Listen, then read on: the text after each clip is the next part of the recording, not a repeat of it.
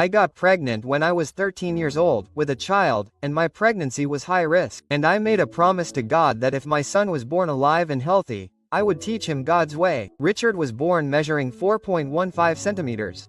But 2.5 years passed and I forgot about the promise, because we make promises to God in times of struggle, of trials. When everything is good, we forget. And there I had a calling. God had already chosen me since I was in my mother's womb. I forgot. I arrived at a service. God took a pastor and said, "Ingrid, are you firm with Jesus?" And I said, "No, I'm not." "Well, come back to God through love, because if you come back through pain, it will be more difficult." Quote. And at that moment I turned my back and said to myself, who does this pastor think she is to say that I'm going to go back because of the pain? Is God going to force me to go back to church? Is God going to make me go to church, in a wheelchair, on a bed, in a hospital, and have God put his hand on my life? I'm not forced. I don't want to go to church now. I don't have time. I'm young. I have a whole life ahead of me. And then, after all that time, Richard Davi came home from daycare. At the time, he was 2.5 years old. That day I was working in a coffee shop and I brought a chemical product to clean the house. But I brought it in a plastic cup and I spilled the product and only a little bit remained. I said, "No, but I can put this little bit in the bucket to wash the house." Richard came home from school, from daycare, and came down. When he came down, he stayed downstairs and then I came down. When I came down later, Richard the first was already falling apart and he was screaming,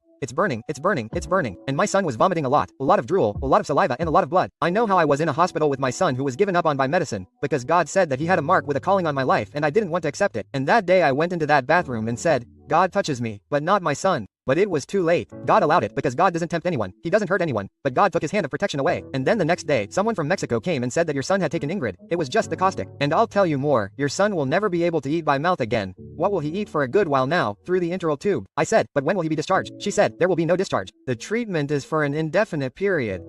Inside that hospital, I remembered the service and I remembered that my brother, attended a church, and so I went to the service. When I arrived at the service and the apostle was preaching, he said, "Hey, you who came here," and the doctor said that there was no way out. He was preaching about Lazarus.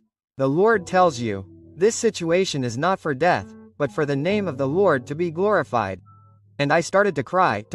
It lasted 3 years. And that's when I started to seek and I became a worker in the house of the Lord and I started to do the work. And then I stopped asking God to heal my son. One time I got on the bus, Richard was agitated. I gave him some juice. When I gave him the juice, he threw it and it fell on a lady. The lady turned around and said, "You little black girl." I was going to the hospital with Richard. I went for the 55th endoscopy. I still have it today. When I arrived, there was a commotion in the endoscopy department of Santa Casa. And the medical report came with the director of endoscopy saying, "Mom, come here." And there were other children who had also taken soda ash and had been undergoing treatment for over 10 years. Richard had been undergoing treatment for 3 years. They called me and said, "Look, we don't know what happened, but he's healed inside. Richard is being discharged from his treatment." That day I glorified the Lord and I never left the presence of God again. And I never leave the presence of the Lord. I was marked by the Lord. He chose me when I was nobody. Yeah.